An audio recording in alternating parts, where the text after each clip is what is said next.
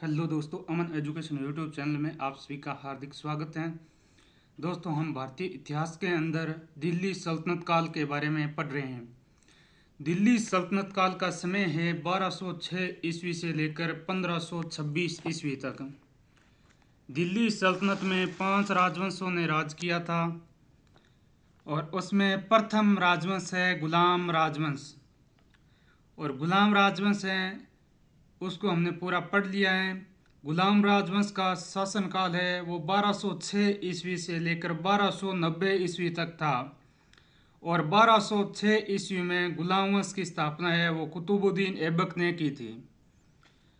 और 1290 ईस्वी में शमसुद्दीन क्यूमर्स की फिरोज खिलजी ने हत्या कर दी थी। और 1290 ईस्वी में जलालुद्दीन फिरोज खिलजी है उसने खिलजी वंश की स्थापना की थी। गुलाम वंश है, गुलाम वंश ने दिल्ली सल्तनत में 84 वर्षों तक शासन किया था। गुलाम वंश है, गुलाम वंश ने दिल्ली सल्तनत में 1206 से लेकर 1290 ईस्वी तक 84 वर्षों तक शासन किया था। और 1290 ईस्वी में फिरोज खिलजी है इसने शमसुद्दीन क्यूमर्स की हत्या कर दी थी। और बाद में 1290 ईस्वी में खिलजी वंश की स्थापना कर दी थी। तो खिलजी वंश का संस्थापक है जलालुद्दीन फिरोज खिलजी। और खिलजी वंश का शासनकाल है, खिलजी वंश का जो समय है वो 1290 ईस्वी से लेकर 1320 ईस्वी तक है। खिलजी वंश ने दिल्ली सल्तनत के अंदर 30 वर्षों तक शासन किया था। और खिलजी वंश की स्थापना है वो जलालुद्दीन फिरोज खिलजी ने की थी। जलालुद्दीन फिरोज खिलजी है इसका शासनकाल है 1290 ईस्वी से लेकर 1296 ईस्वी तक। जलालुद्दीन फिरोज खिलजी के बारे में हमने इससे पहले की क्लास में पढ़ लिया है। आज हम जलालुद्दीन फिरोज खिलजी से जो आगे खिलजी वंश के शासक हैं उनके बारे में विस्तार से पढ़ेंगे। जिसने इससे पहले गुलाम वंश और खिलजी वंश की प्रथम क्लास नहीं देखी है तो उसका लिंक है वो डिस्क्रिप्शन में दे दिया जाएगा। वहाँ पर जाकर आप गुलाम वंश और खिलजी वंश की प्रथम क्लास को देख सकते हो। पूरा गुलाम वंश है उसकी अलग से प्ले लिस्ट बनी हुई है, वहाँ पर पूरे गुलाम वंश के आपको नंबर वाइज वीडियो मिल जाएंगे। और जिसने अभी तक चैनल को सब्सक्राइब नहीं किया है तो चैनल को सब्सक्राइब कीजिए और नोटिफिकेशन ऑन कीजिए ताकि जो भी नेक्स्ट क्लास का वीडियो हो उसका नोटिफिकेशन सबसे पहले आप तक पहुंच सके। और दोस्तों, क्लास को ज़्यादा से ज़्यादा अपने दोस्तों में शेयर कीजिए। जलालुद्दीन फिरोज खिलजी के बाद में दूसरा शासक बनता है रुकनुद्दीन इब्राहिम साहेब। 1296 ईस्वी में अलाउद्दीन खिलजी है ये जलालुद्दीन फिरोज खिलजी की हत्या कर देता है। उसके बाद में दिल्ली सल्तनत में रुकनुद्दीन इब्राहिम शाह वो शासक बन जाता है। जलालुद्दीन फिरोज खिलजी का पुत्र है रुकनुद्दीन इब्राहिम शाह, वो दिल्ली सल्तनत का कुछ समय के लिए शासक बन जाता है। रुकनुद्दीन इब्राहिम शाह है ये 1296 ईस्वी में दिल्ली सल्तनत का शासक बनता है। और रुकनुद्दीन इब्राहिम शाह ये कौन था? ये जलालुद्दीन फिरोज खिलजी का पुत्र था। जलालुद्दीन फिरोज खिलजी की मृत्यु के बाद में जो उसकी विधवा थी वो अपने छोटे पुत्र कदर खां को रुकनुद्दीन इब्राहिम के नाम से दिल्ली सल्तनत का शासक बना देती हैं। और उससे जो बड़ा पुत्र होता है अरकली खां वो नाराज हो जाता है। रुकनुद्दीन इब्राहिम शाह को दिल्ली सल्तनत का जलालुद्दीन फिरोज खिलजी की मृत्यु के बाद में जो जलालुद्दीन फिरोज खिलजी की विधवा बेगम है वो अपने छोटे पुत्र कदर खां को रुकनुद्दीन इब्राहिम शाह के नाम से शासक बना देती है, जिससे उसका बड़ा पुत्र है अरकली खां वो नाराज हो जाता है। और उसके बाद में इन दोनों के बीच में गृह क्लेश है वो छिड़ जाती है और उसका फ़ायदा उठाता है अलाउद्दीन खिलजी। अलाउद्दीन खिलजी है वो रुकनुद्दीन इब्राहिम शाह को गद्दी से हटाकर दिल्ली सल्तनत का शासक है वो अपने हाथों में ले लेता है।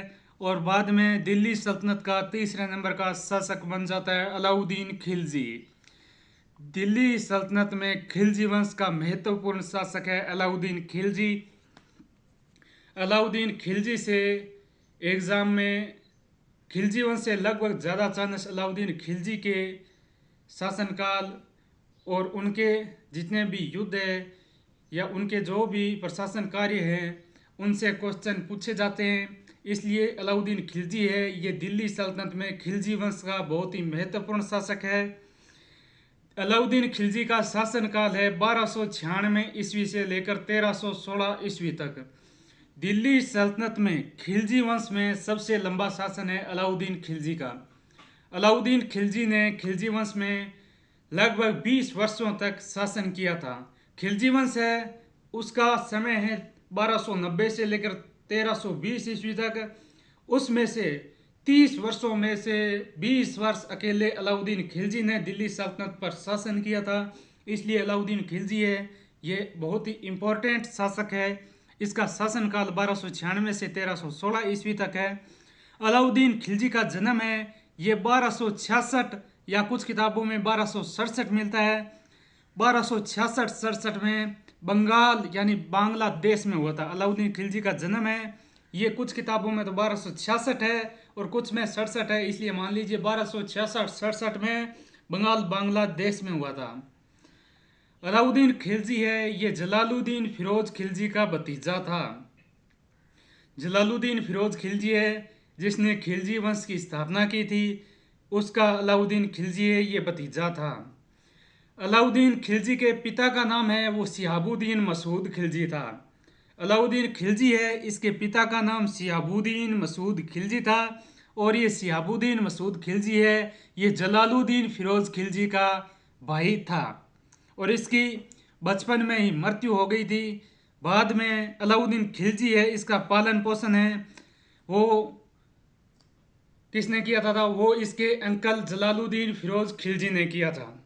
अलाउद्दीन खिलजी का पालन पोषण है वो जलालुद्दीन फिरोज खिलजी ने किया था और उसके बाद में जलालुद्दीन फिरोज खिलजी है अलाउद्दीन खिलजी को अपना सेनापति ही नियुक्त करता है, यानी अपना गवर्नर बनाता है अलाउद्दीन खिलजी को।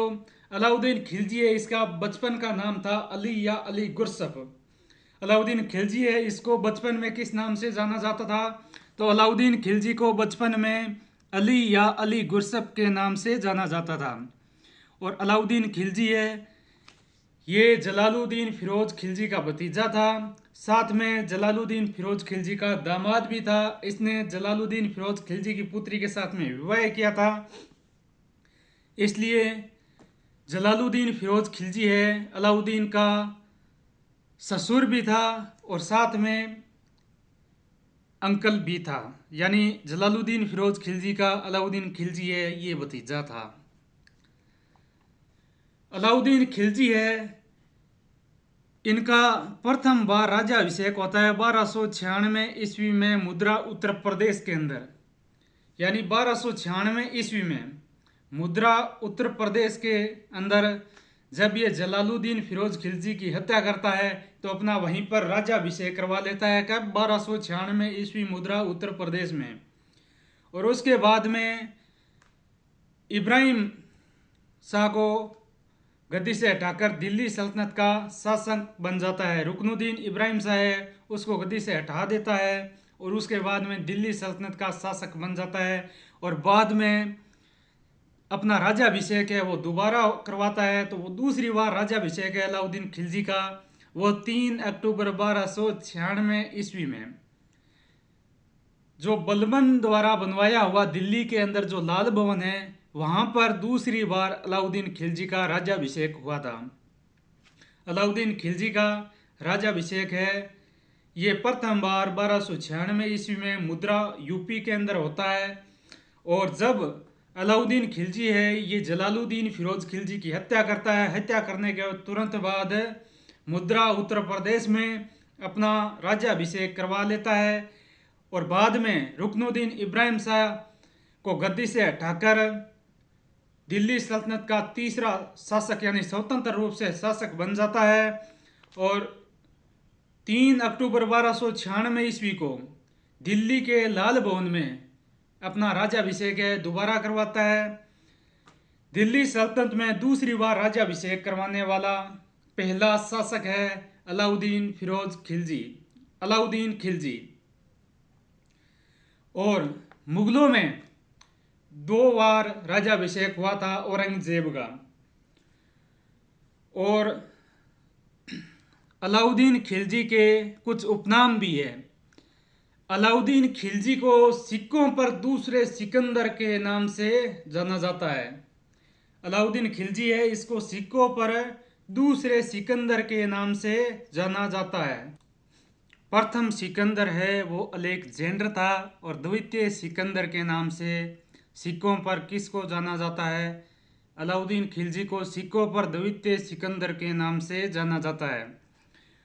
और लेनपुल है, लेनपुल ने सल्तनत काल का समुद्रगुप्त भी अलाउद्दीन खिलजी को ही कहा है। लेनपुल है, लेनपुल ने अलाउद्दीन खिलजी को सल्तनत काल का समुद्रगुप्त कहा है। और सल्तनत में साम्राज्यवाद का जनक है वो वुल्सले हेग ने कहा है। अलाउद्दीन खिलजी है, इसको सल्तनत में साम्राज्यवाद का जनक है वो वुल्सले हेग ने कहा है। यानी अपने साम्राज्य का सबसे अधिक विस्तार है सल्तनत काल में वो अलाउद्दीन खिलजी ने किया था, इसलिए साम्राज्यवाद का जनक है वो वुल्सले हेग ने अलाउद्दीन खिलजी को कहा है। और सल्तनत काल में समुद्रगुप्त से तुलना की है लेनपुल ने। और दूसरा सिकंदर है वो सिक्कों पर दूसरे सिकंदर के नाम से जाना गया है अलाउद्दीन खिलजी को। और जर्मनी के बिस्मार्क से तुलना की है आशीर्वादी लाल ने। अलाउद्दीन खिलजी को बिस्मार्क के समान है वो आशीर्वादी लाल ने कहा है। मलिका ए जहां, ये मलिका ए जहां है ये जलालुद्दीन फिरोज खिलजी की पुत्री थी। मेहरू है, ये अलप खां की बहन थी। कमला देवी है, ये दिल्ली के शासक रायकरण की पत्नी थी। ये अलाउद्दीन खिलजी की जीवन संगिनियां थी यानी पत्नियां थी। अलाउद्दीन खिलजी है, उसके दरबार में दो कवि थे, एक तो था अमीर हसन और एक था अमीर खुसरो। अलाउद्दीन खिलजी है, उसके दरबार में दो कवि थे, उनमें एक तो था अमीर हसन और एक था अमीर खुसरो। अलाउद्दीन खिलजी है, इसने अपने साम्राज्य में शराब पर पूर्ण रूप से पाबंदी लगा दी थी, यानी शराब पीने पर भी पाबंदी लगा दी थी और शराब बेचने पर भी पाबंदी लगा दी थी। इससे पहले गुलाम वंश का शासक था बलबन। बलबन ने शराब, संगीत और नृत्य पर पाबंदी लगाई थी। और खिलजी वंश में पहला शासक है अलाउद्दीन खिलजी, इसने शराब पीने और शराब बेचने पर भी पाबंदी लगा दी थी। उसके बाद में अलाउद्दीन खिलजी है, इसने सर्वप्रथम अपनी सेना को नगद वेतन देना शुरू किया था। यानी सर्वप्रथम अपनी सेना को नगद वेतन देना किसने शुरू किया था? तो वो अलाउद्दीन खिलजी ने शुरू किया था। इससे पहले गुलाम वंश का शासक था बलबन। बलबन ने अपनी सेना को नगद वेतन देने की कोशिश की थी, लेकिन वो अपनी सेना को नगद वेतन नहीं दे पाया था। उसने घोषणा की थी मैं अपनी सेना को नगद वेतन दूंगा, लेकिन वो अपनी सेना को नगद वेतन नहीं दे पाया था। उसके बाद में खिलजी वंश का शासक है अलाउद्दीन खिलजी, इसने सर्वप्रथम अपनी सेना को नगद वेतन देना शुरू किया था। और नगद वेतन है ये सैनिकों को 234% और जिनके पास में घोड़े थे, यानी जिस सैनिक के घोड़े थे उसको 312% वेतन दिया जाता था। और सल्तनत काल में स्थायी सेना रखने की शुरुआत भी अलाउद्दीन खिलजी ने की थी। इससे पहले जितने भी शासक थे उनकी सेनाएं वो स्थायी नहीं थी, लेकिन अलाउद्दीन खिलजी है, इसने अपने दरबार में यानी अपने पास स्थायी सेना रखनी शुरू कर दी थी। और अलाउद्दीन खिलजी है, इसने तलवार और युद्ध के बल पर अपना शौर्य बनाए रखा था। यानी तलवार और युद्ध के बल पर ही अपना शौर्य बनाए रखा था, अपने साम्राज्य का विस्तार किया था और तलवार के बल पर ही अपने साम्राज्य में भ्रष्टाचार को खत्म किया गया था। अलाउद्दीन खिलजी है, इसने खालसा गांवों से भू राजस्व के रूप में वस्तुएं प्राप्त की थी। यानी अलाउद्दीन खिलजी है, जो खालसा प्रदेश थे वहां से जो कर लेता था उसके बदले में वस्तुएं प्राप्त की थी, यानी वस्तुएं लेनी शुरू कर दी थी। किसने? अलाउद्दीन खिलजी ने। अलाउद्दीन खिलजी ने भ्रष्टाचार को खत्म करने के लिए हुलिया प्रथा की शुरुआत की थी। यानी जो राजा या सरदार थे वो अलाउद्दीन खिलजी के अधीन थे। वो जितने उनके पास में सैनिक और घोड़े होते थे तो उस पर सैनिकों का हुलिया रखने की शुरुआत है वो अलाउद्दीन खिलजी ने कर दी थी। मान लीजिए एक सरदार था, वो दूसरे सरदार के सैनिकों को अपने साथ ले जाकर अलाउद्दीन खिलजी के सामने प्रस्तुत करता था और उससे अपनी शान है उसको उच्च करता था, यानी अपनी शान शौकत को बढ़ाता था। इसलिए जब कोई दूसरा सरदार जाता था तो किसी दूसरे सरदार के सैनिकों को अपने साथ में ले जाकर अलाउद्दीन के सामने पेश कर देता था। तो इस प्रथा को ख़त्म करने के लिए अलाउद्दीन खिलजी है उसने सैनिकों के हुलिये लेने की प्रथा भी शुरू कर दी थी अलाउद्दीन खिलजी ने। और अलाउद्दीन खिलजी है इसने घोड़ों को दागने की भी प्रथा शुरू कर दी थी। यानी जो सरदार अलाउद्दीन खिलजी के अधीन थे वो अपने घोड़े लेकर किसी दूसरे सरदार या दूसरे शासक के घोड़े मांग कर ले जाता था और अलाउद्दीन खिलजी के सामने प्रस्तुत कर देता था और कहता था अभी इतने घोड़े और इतनी सैनिक है मेरे पास में, और वापस आकर उस सरदार के घोड़े और सैनिकों को सौंप देता था। इस भ्रष्टाचार को खत्म करने के लिए एक तो अलाउद्दीन खिलजी ने सैनिकों का हुलिया रखना शुरू कर दिया और जो घोड़े थे उन पर अपनी मुहर लगानी शुरू कर दी। उससे पता चल जाता था ये घोड़ा है वो मेरे सरदारों का है। इससे भ्रष्टाचार खत्म हो गया था। यानी जिस घोड़े पर अलाउद्दीन खिलजी की मुहर लग गई थी उसको दूसरा सरदार नहीं ले जा सकता था। यानी एक घोड़े के एक ही बार ठप्पा लगता था। अलाउद्दीन खिलजी है वो घोड़ों को दागने के लिए एक मुहर लगाता था और उससे जो कोई दूसरा सरदार है वो किसी दूसरे सरदार से मांग कर नहीं तो सैनिकों को अलाउद्दीन खिलजी के सामने प्रस्तुत कर सकता था और नहीं घोड़ों को प्रस्तुत कर सकता था, दिखा सकता था। 1304 ईस्वी में अलाउद्दीन खिलजी है ये मंगोलों के आक्रमण से सुरक्षा के लिए अपनी राजधानी दिल्ली से सीरी को बना लेता है और एक नया शहर बसाता है सीरी, और सीरी में एक दुर्ग बनाता है और उसमें अपनी राजधानी किसको बना लेता है? सीरी को बना लेता है। अलाउद्दीन खिलजी है ये अपने शासनकाल में जो भूमिकर है उसको बढ़ा देता है। यानी अलाउद्दीन खिलजी से पहले जो भूमिकर है वो 1/3 था और अलाउद्दीन खिलजी के बाद में उसे 1/2 कर दिया गया। और अलाउद्दीन खिलजी है इसके समय ही जो भूमि का माप था वो विश्वों में होता था, यानी इससे पहले बीघों में होता था। और अलाउद्दीन खिलजी है इसने भूमि को विश्वों में मापना शुरू कर दिया था, यानी एक बीघे के अंदर 20 विश्व होते हैं। उसके बाद में अलाउद्दीन खिलजी का जो बाजार नियंत्रण है, अलाउद्दीन खिलजी ने बाजार पर किस प्रकार से कंट्रोल किया था और बाजार में जो व्यापारी है वो भ्रष्टाचार करते थे उसके भ्रष्टाचार पर किस प्रकार अलाउद्दीन खिलजी ने नियंत्रण किया है उसके बारे में अलाउद्दीन खिलजी के बाजार नियंत्रण के तहत हम पढ़ेंगे। अलाउद्दीन खिलजी ने बाजार में एक अधिकारी की नियुक्ति की थी, यानी बाजार का एक अध्यक्ष नियुक्त किया था और उसे साहना ए मंडी के नाम से जाना जाता था।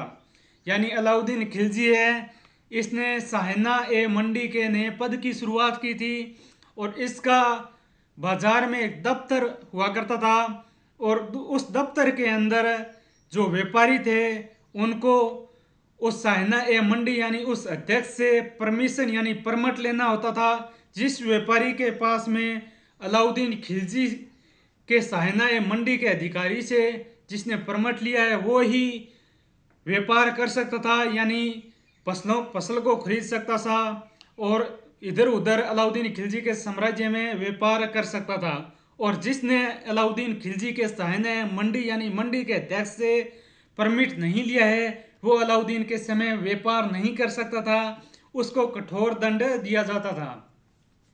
तो अलाउद्दीन खिलजी है इसने बाजार को नियंत्रित करने के लिए, भ्रष्टाचार को खत्म करने के लिए बाजार का एक अध्यक्ष यानी साहना ए मंडी के नए पद की शुरुआत की थी।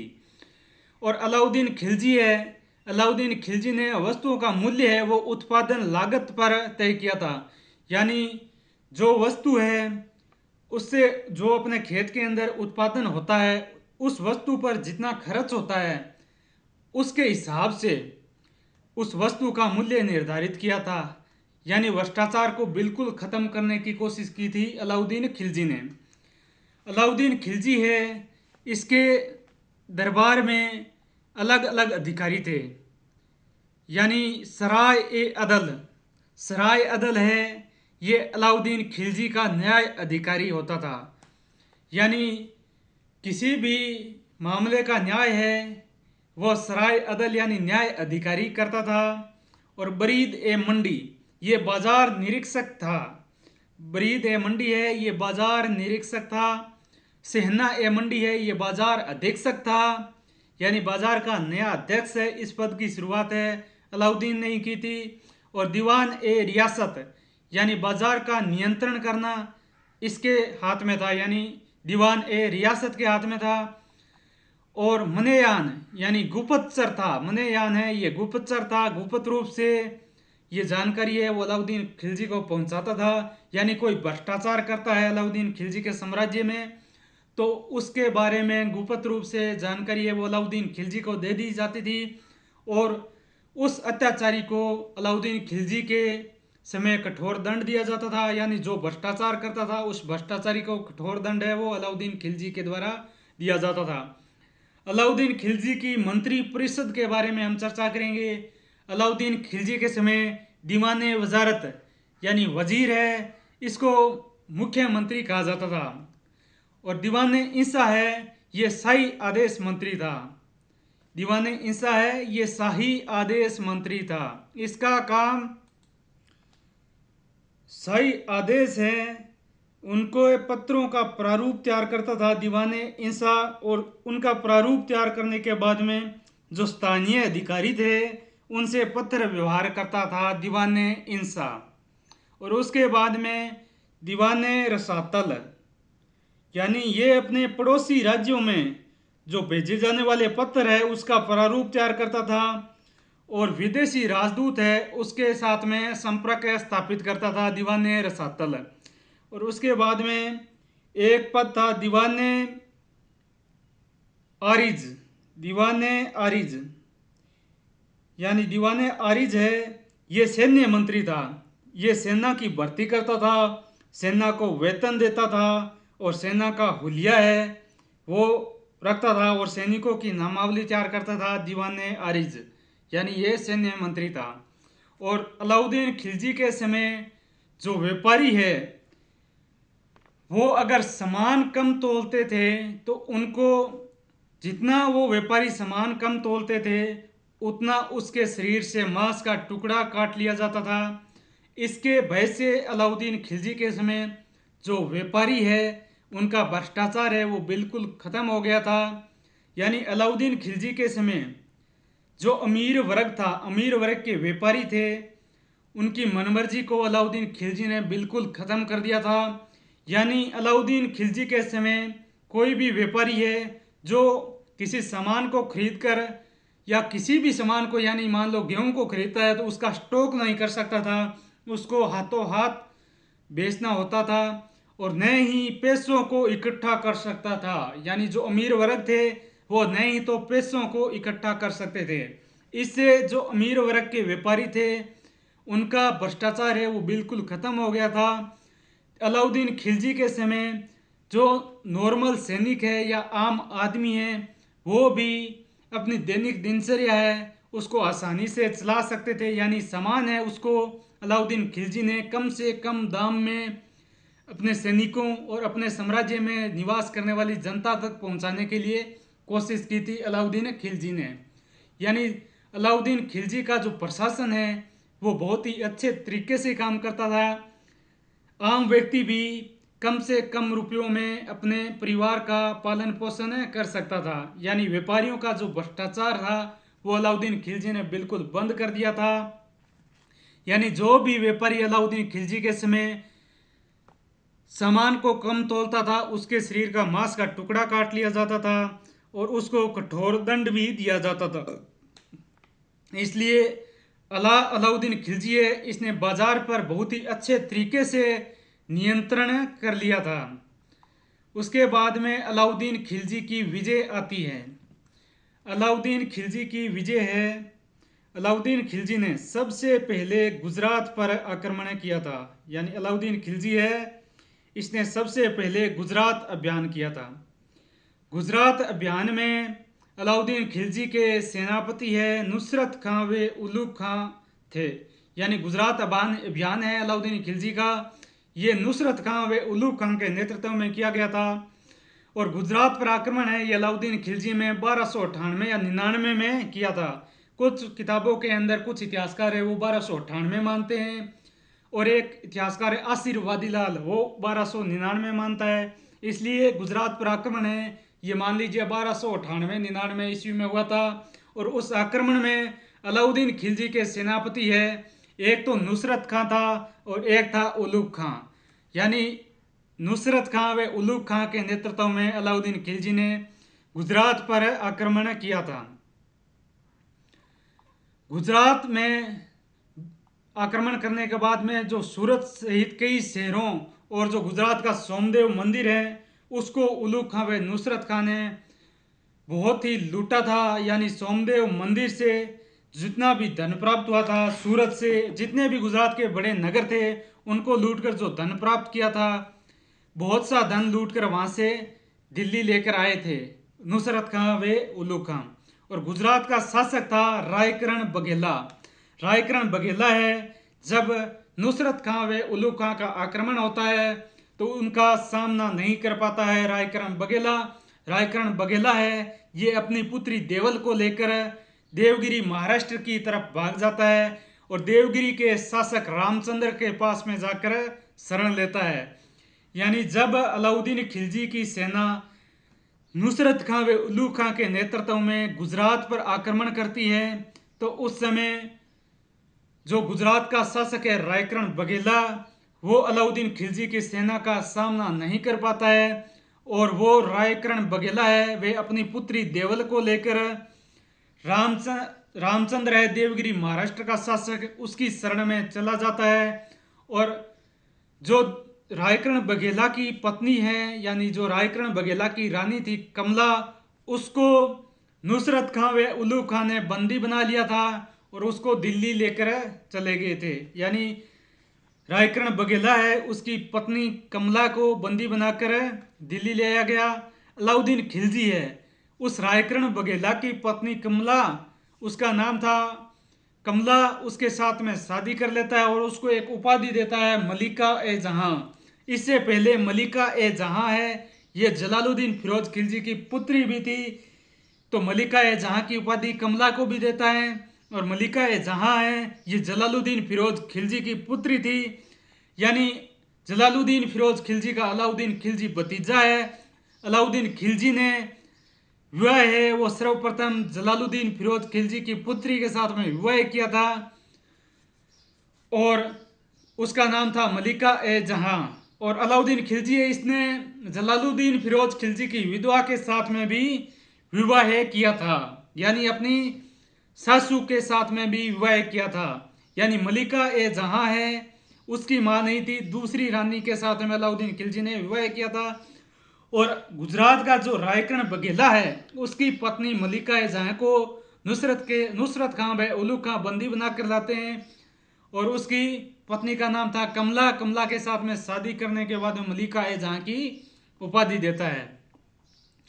अलाउद्दीन खिलजी है ये जो गुजरात है उस पर अधिकार हो जाता है अलाउद्दीन खिलजी का, तो गुजरात का राज्यपाल है वो अपने साले यानी अलप खां को बना देता है। यानी अलप खां की बहन के साथ में अलाउद्दीन खिलजी ने शादी की थी और गुजरात का राज्यपाल है वो नियुक्त करता है अपने साले अलप खां को। अलाउद्दीन खिलजी का सेनापति नुसरत खां है वो एक सैनिक है उसको खरीद कर लाता है गुजरात से, उसका नाम है मलिक काफूर। मलिक काफूर है इसने नुसरत खां और उलूग खां के साथ में संधि कर ली थी। उसके बाद में इसको 1000 दिनार के अंदर यानी 1000 दिनार के अंदर नुसरत खां है वो खरीद कर अलाउद्दीन खिलजी को सौंप देता है। यानी 1000 दिनार में खरीद कर लाता है और इसको अलाउद्दीन खिलजी को सौंप देता है। और इससे आगे जितनी भी महत्वपूर्ण विजय हैं उसमें मलिक काफूर का ही हाथ है। यानी अलाउद्दीन खिलजी के समय महत्वपूर्ण विजयों में भी मलिक काफूर का हाथ है। बड़ी बड़ी विजयों और लूट में मलिक काफूर का हाथ है। ये 1000 दिनार में खरीदा हुआ मलिक काफूर है। ये बहुत ही विदित साबित होता है अलाउद्दीन खिलजी के लिए, भाग्यशाली साबित होता है मलिक काफूर। उसके बाद में अलाउद्दीन खिलजी है, ये गुजरात विजय करने के बाद में गुजरात के सोमदेव मंदिर और सूरत को लूटता है और गुजरात के जितने भी महत्वपूर्ण नगर थे उनको लूटकर जो लूट धन है वो अपने साम्राज्य दिल्ली ले आता है, दिल्ली में ले आता है। जब अलाउद्दीन खिलजी है ये गुजरात विजय के लिए जा रहा था तो इसने जो जालोर का शासक है कानड़ देश सोनगरा उससे रास्ता मांगा था, लेकिन कानड़ देश सोनगरा ने अलाउद्दीन खिलजी को रास्ता देने से मना कर दिया था। यानी कानड़ देश सोनगरा है उसने अलाउद्दीन खिलजी को अपने साम्राज्य से नहीं जाने दिया था। उसके बाद में अलाउद्दीन खिलजी की सेना है वो चित्तौड़ होकर गुजरती है और चित्तौड़ के शासक को हरजाना देकर, यानी सेना है वो एक सीध में चलती थी, यानी दिल्ली से एकदम सीध में गुजरात की सीध लेकर चलती थी। और जिस सीध में जाती थी तो उसमें तोप है, घोड़े है, पैदल सैनिक है वो जाते थे। उससे जो फसल बर्बाद होती थी उसका हरजाना है वो उस शासक को देना पड़ता था। इसलिए चित्तौड़ के शासक को हरजाना देकर अलाउद्दीन खिलजी की सेना है वो गुजरात की तरफ निकल जाती है। उसके बाद में अलाउद्दीन खिलजी कुछ नहीं कहता है, उस समय तो कुछ नहीं कहता है, लेकिन उसके बाद में राजस्थान में आक्रमण करने की योजना बनाता है और अपना पहला आक्रमण है वो रणथंभौर के हमीरदेव चौहान पर करता है। हमीरदेव चौहान पर आक्रमण करने का कारण था, यानी हमीरदेव चौहान है इसने जो विरोधी सेनापति थे अलाउद्दीन खिलजी के उसको शरण दी थी रणथंभौर के शासक हमीरदेव चौहान ने। इसलिए अलाउद्दीन खिलजी है ये रणथंभौर के शासक हमीरदेव चौहान पर आक्रमण करता है। तो 1301 ईस्वी में अलाउद्दीन खिलजी है ये अपने सेनापति नुसरत खां व उलूग खां के नेतृत्व में रणथंभौर यानी राजस्थान के रणथंभौर पर आक्रमण करता है। और उस समय रणथंभौर का शासक था हमीरदेव चौहान। हमीरदेव चौहान है ये नुसरत खां व उलूग खां का डटकर सामना करता है और इसमें हमीरदेव चौहान ने अलाउद्दीन खिलजी के सेनापति नुसरत खां की हत्या कर दी थी। यानी एक बार हमीरदेव चौहान है ये अलाउद्दीन खिलजी के सेनापति नुसरत खां की हत्या करके उलूग खां को पराजित कर देता है, लेकिन उसके बाद में अलाउद्दीन खिलजी है वो स्वयं रणथंभौर पर आक्रमण के लिए आ जाता है। उसके बाद में राजस्थान का पहला जोहर 1301 ईस्वी में होता है। 1301 ईस्वी में रणथंभौर का प्रथम साका हो जाता है कंप्लीट अलाउद्दीन खिलजी के कारण। यानी दिल्ली का सुल्तान है खिलजी वंश का अलाउद्दीन खिलजी, इसने रणथंभौर पर आक्रमण किया और उसके बाद में हमीरदेव चौहान है उसकी रानी रंगदेवी के नेतृत्व में हमीरदेव चौहान की रानियों ने जोहर कर लिया था, यानी अपने आप को अग्नि में समर्पित करके जोहर कर लिया था। और उसके बाद में हमीरदेव चौहान है ये हम अलाउद्दीन खिलजी की सेना से लड़ते हुए शहीद हो गए थे। और 1301 ईस्वी में राजस्थान का प्रथम साका पूर्ण हो जाता है। उसके बाद में अलाउद्दीन खिलजी है ये 1303 ईस्वी में यानी रणथंभौर को विजित करने के बाद में 1303 ईस्वी में रणथंभौर का दुर्ग है ये अलाउद्दीन खिलजी ने उलूग खां को सौंप दिया था। उसके बाद में 1303 ईस्वी में चित्तौड़ पर आक्रमण करता है अलाउद्दीन खिलजी। चित्तौड़ पर आक्रमण करने का कारण था जब अलाउद्दीन खिलजी की सेना गुजरात जा रही थी, यानी गुजरात अभियान पर जा रही थी, तब चित्तौड़ का जो शासक था रतन सिंह उसने हरजाना लिया था अलाउद्दीन खिलजी से। इस कारण अलाउद्दीन खिलजी है वो चित्तौड़ पर आक्रमण करता है। लेकिन एक कारण और भी माना जाता है चित्तौड़ आक्रमण का, रतन सिंह की पत्नी का नाम था पद्मिनी। अलाउद्दीन खिलजी है ये रतन सिंह की पत्नी पद्मिनी को पाना चाहता था। इसलिए अलाउद्दीन खिलजी है, इसने रणथंभौर पर आक्रमण कर दिया। और इस आक्रमण में अलाउद्दीन खिलजी जब आक्रमण करता है तो रतन सिंह की पत्नी पद्मिनी के नेतृत्व में राजस्थान का सबसे बड़ा जोहर चित्तौड़ दुर्ग में होता है। और उसके बाद में रतन सिंह है, ये लड़ते हुए वीर गति को प्राप्त हो जाते हैं। इसलिए राजस्थान का ये दूसरा साका 1303 ईस्वी में पूर्ण हो जाता है। उसके बाद में अलाउद्दीन खिलजी का राजस्थान में तीसरा अभियान है सिवाना यानी जालौर के कानड़ दे सोनगरा है। इसने अलाउद्दीन खिलजी की सेना को जब गुजरात जा रही थी उस समय रास्ता नहीं दिया था। इसलिए अलाउद्दीन खिलजी है, ये जालौर का शासक था कानड़ देश सोनगरा, उस पर आक्रमण करना चाहता था। लेकिन जालौर दुर्ग की कुंजी थी सिवाना दुर्ग। इससे पहले सिवाना दुर्ग को जीतना अति आवश्यक था। तो इसलिए अलाउद्दीन खिलजी है, यह सबसे पहले 1308 ईस्वी में सिवाना पर आक्रमण करता है। और सिवाना का शासक था शीतल देव है, ये अलाउद्दीन खिलजी की सेना से युद्ध करते समय वीर गति को प्राप्त हो गया था। और इस समय 1308 ईस्वी में सिवाना के दुर्ग में भी साका हो जाता है।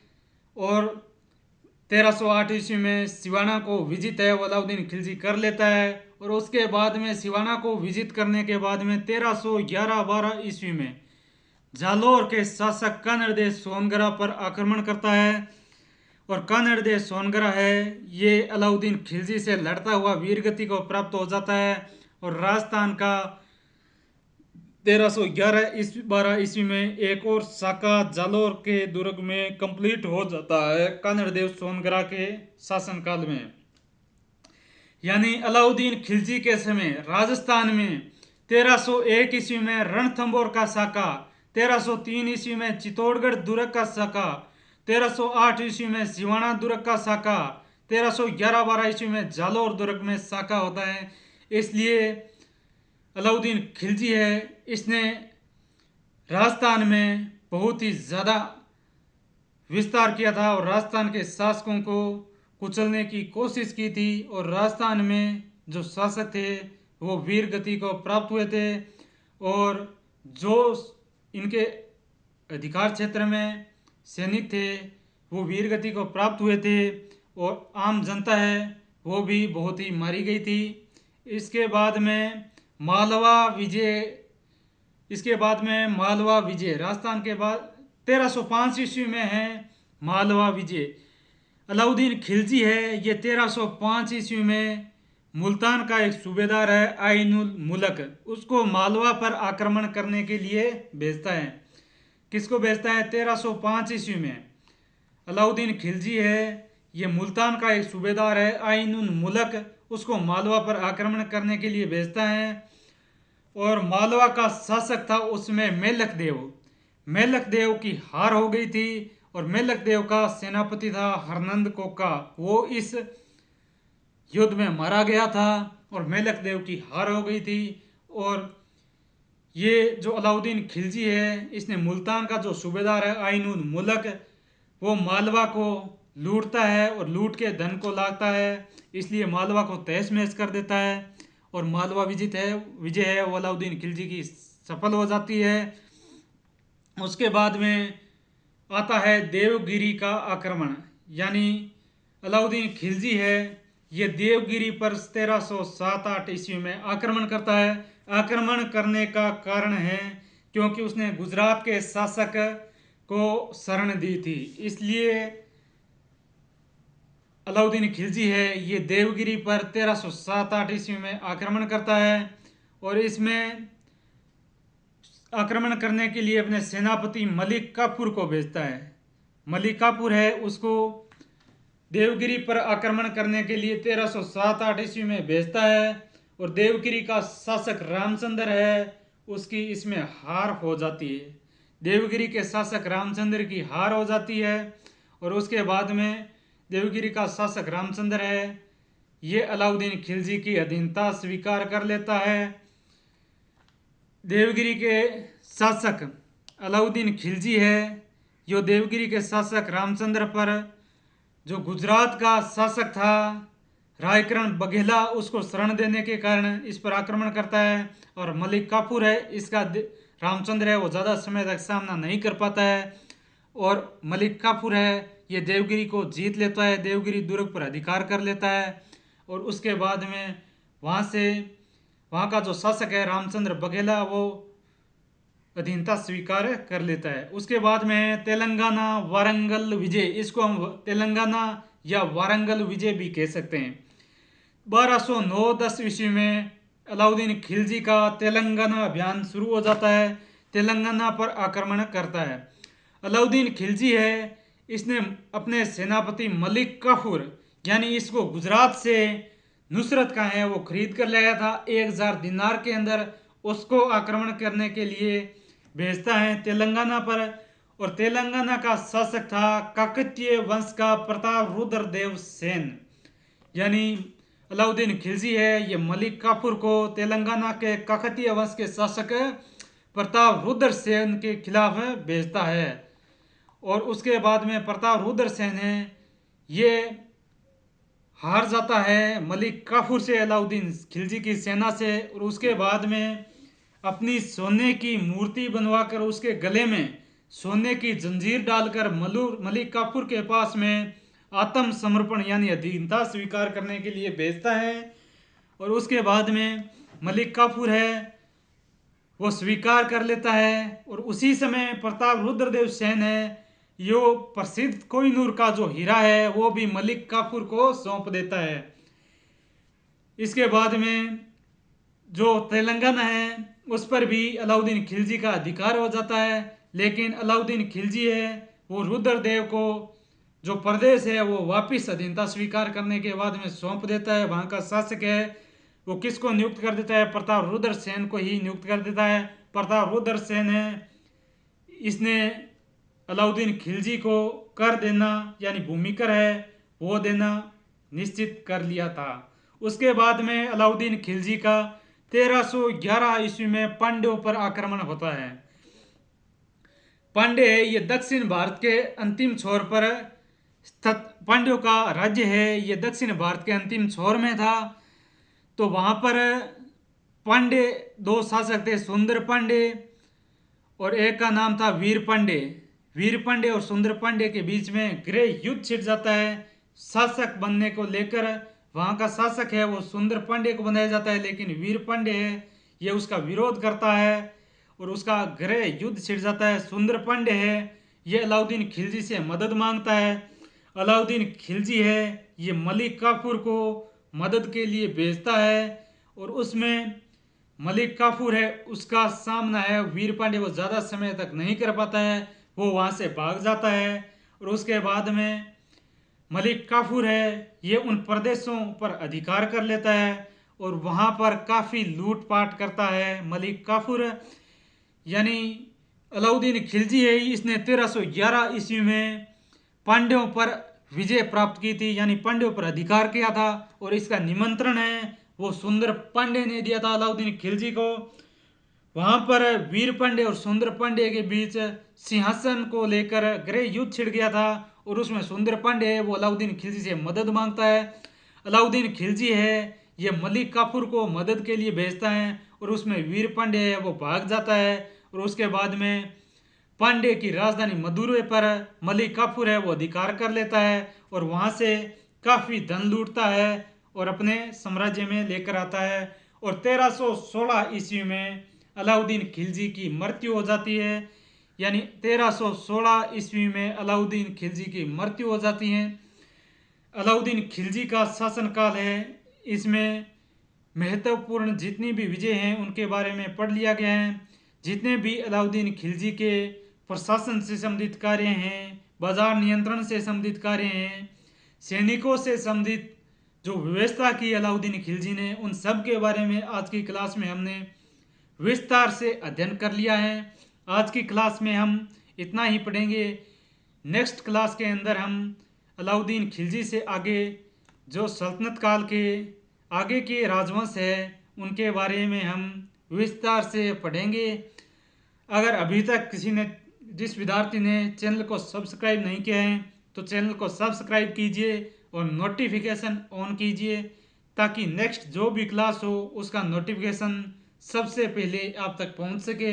इससे पहले हमने मध्यकालीन भारत के अंदर दिल्ली सल्तनत के अंदर गुलाम वंश है उसको कंप्लीट कर लिया है।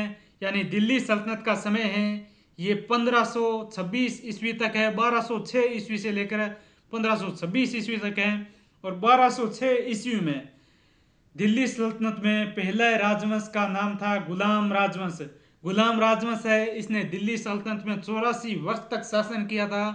और उसके बाद में दूसरा राजवंश आता है खिलजी वंश।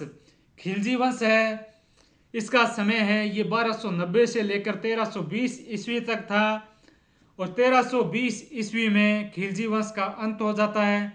खिलजी राजवंश के अंदर हमने 1316 ईस्वी तक यानी अलाउद्दीन खिलजी के मृत्यु तक खिलजी वंश है वो पढ़ लिया है। अगली क्लास में हम खिलजी वंश है उसको कंप्लीट कर देंगे। उसके बाद में पूरे खिलजी वंश पर एक क्लास बनाई जाएगी ताकि पूरे खिलजी वंश को हम रिपीट कर सके और आपको अच्छी तरीके से खिलजी वंश याद हो सके। इससे पहले गुलाम वंश की भी एक कंप्लीट क्लास है वो हमारे चैनल पर अपलोड कर दी गई है, उसको आप देख सकते हो। और जिसने गुलाम वंश की क्लासें नहीं देखी है और खिलजी वंश की भी क्लास है इससे पहले की नहीं देखी है, उसका लिंक है वो डिस्क्रिप्शन में दे दिया जाएगा। वहाँ पर जाके चैनल पर विजिट करके हमारे चैनल पर गुलाम वंश की अलग से प्लेलिस्ट बनी हुई है, वहाँ पर जाकर गुलाम वंश की क्लास को देख सकते हो। आज की क्लास में इतना ही। चैनल को लाइक शेयर और सब्सक्राइब कीजिए और अपने दोस्तों में शेयर कीजिए ताकि हमें मोटिवेशन मिल सके और बहुत ही बेहतरीन तरीके से आगे की क्लास है वो आपके सामने प्रस्तुत कर सकें। आज की क्लास में इतना ही। जो विद्यार्थी नोट करना चाहता है वो इस क्लास को देखकर अपनी नोटबुक में आज के शासक है रुकनुद्दीन इब्राहिम शाह और अलाउद्दीन खिलजी इन दोनों को नोट कर सकता है। आज की क्लास में इतना ही। जय हिंद, जय भारत।